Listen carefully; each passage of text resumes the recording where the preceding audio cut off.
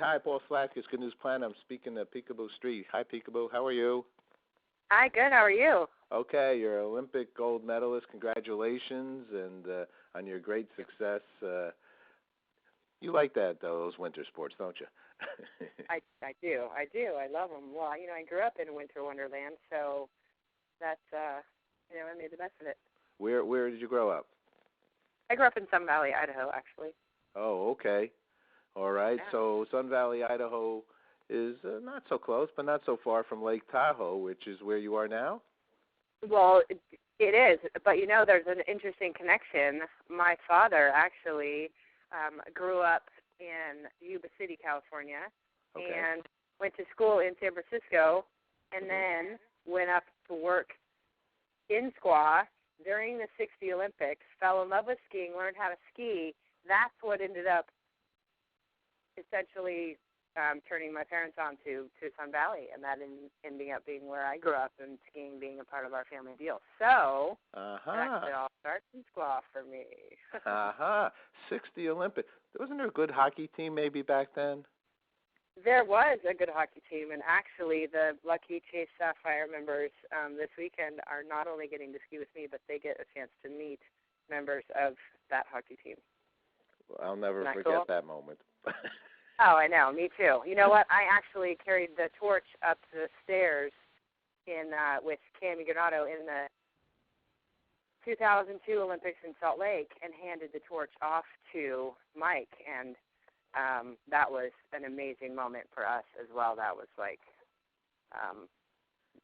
just beyond words. You're just shaking, and it's one of those magical moments that transcends everything. Sure, no doubt about it. So I've done some shows with the Chase Sapphire people, and tell us how. It says Chase Sapphire Ski Experience with you, March 11th through the 13th up at Lake Tahoe, and so what's actually happening there? Well, it's just one of the many experiences that Chase Sapphire members can benefit from, being a card member. So this experience includes me. And I love to turn people on to skiing and take people who already ski to another level. Thanks to the new technology out there, I can have help with that. And so I'll be doing ski clinics with all the members. We're staying at the resort at Squaw Creek. It's such a nice place. Then there's just tons to do up there, dog sledding, and then they're going to get to meet some of the hockey team and we're going to actually take over the NASTAR course. And so anybody who wants to learn how to literally race and run gates will have an opportunity to do that. So we'll go everything from pre-skiing and snow plowing all the way to racing gates and everything in between with them over the weekend. So it's going to be. So has there been improvement since wood skis? Oh, my goodness, has there ever. Now, listen, there's some controversy to the improvements to some of us old schoolers. Well, yeah, for us old schoolers, I used to build a sweet spot in my skis over the course of skiing on them. And nowadays, the technology is built into them, and you have to find it and adjust to it, and it makes it a little more difficult and a little more robotic.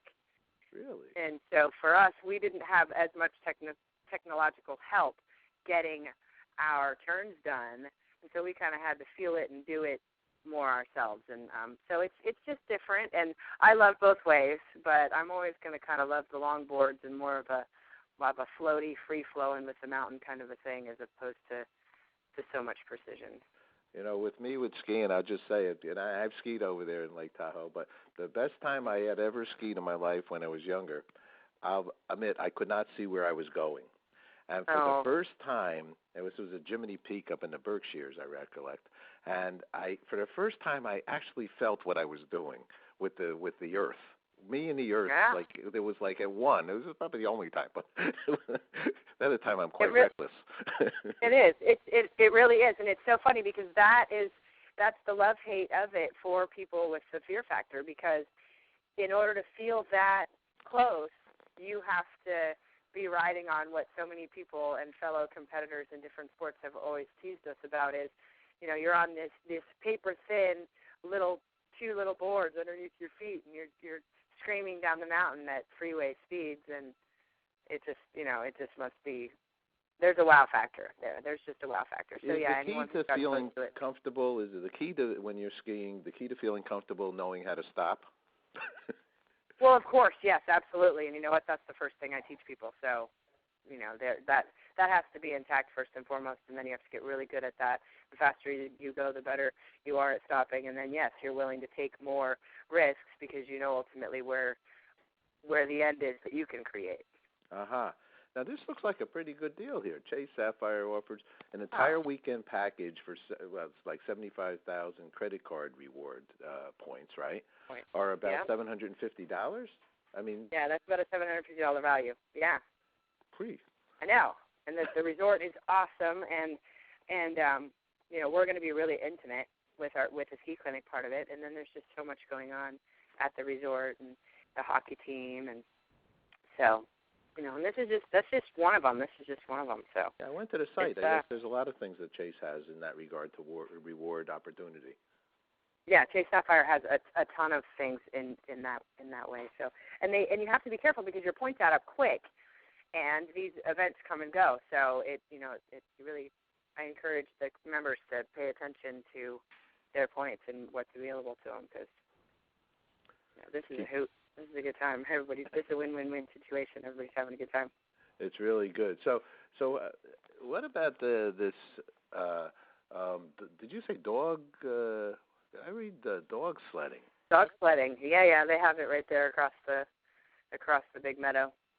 Uh-huh. It actually goes from the resort at Squaw Creek all the way over to the base of the main resort and back all through this big field. So yeah, it's a neat experience. And they're going to watch the Forgotten Miracle movie? Yeah. First Miracle. That's a great movie. What an inspiration that is. Do you cross-country ski? I have learned how, and I've done it for a workout. The thing that was really cool about cross-country skiing for us that's so different is the boot and how much ankle flexibility you have in a cross-country ski. So that was something that we always did a little bit of just to help strengthen all those little auxiliary and proprioceptive muscles in the lower leg to help kind of stabilize through all the bumps, in alpine skiing. So yeah, I have cross country, and it's slow and pretty and quiet and a little more one with. It's kind of like riding the chairlift. You got to work out of it. How do you take care of yourself? I guess nutritionally to do physical sports.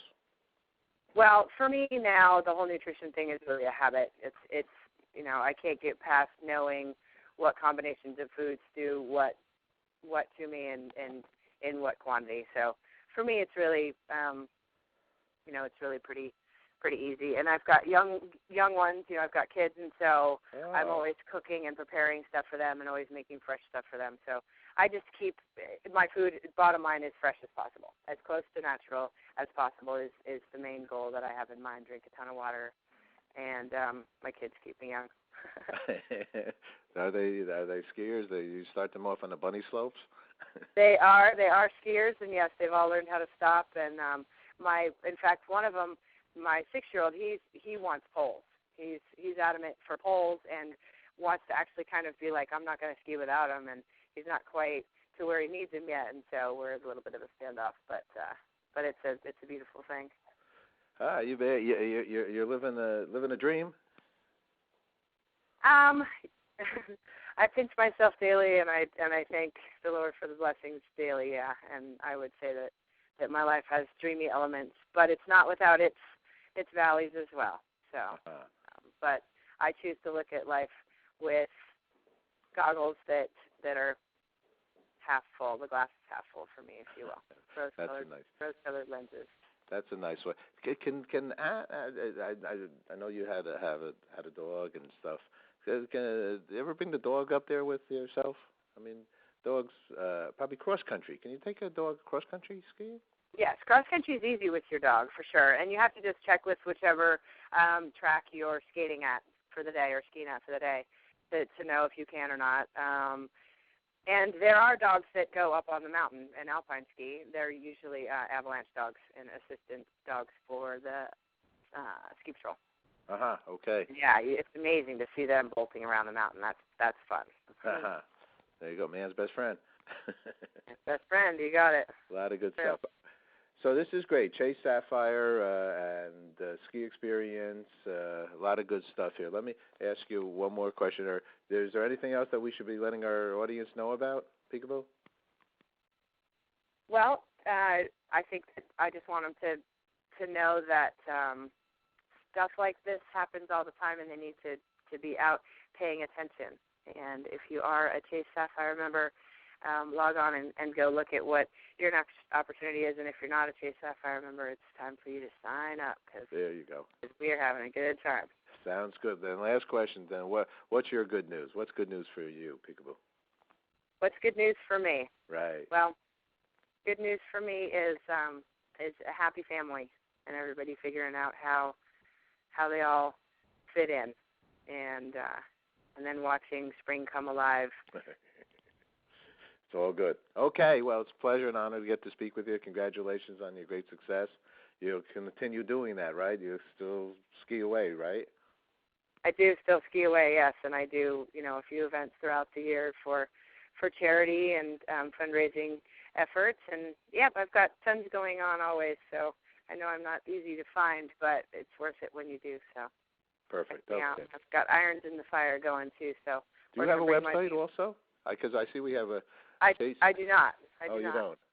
That's why I said I'm a little under the radar and hard to find. But when I have stuff that's going on that's good, like this weekend, people know about it. We let people know about it. I think it's great, and I think it's probably great also sometimes not to have a website.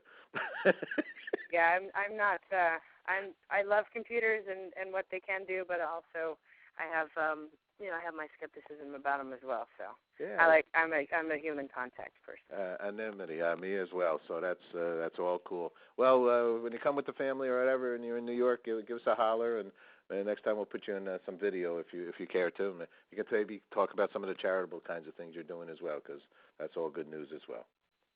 Well, I love it. I'm all about good news. So thank you for having me. Okay, take care. Thanks.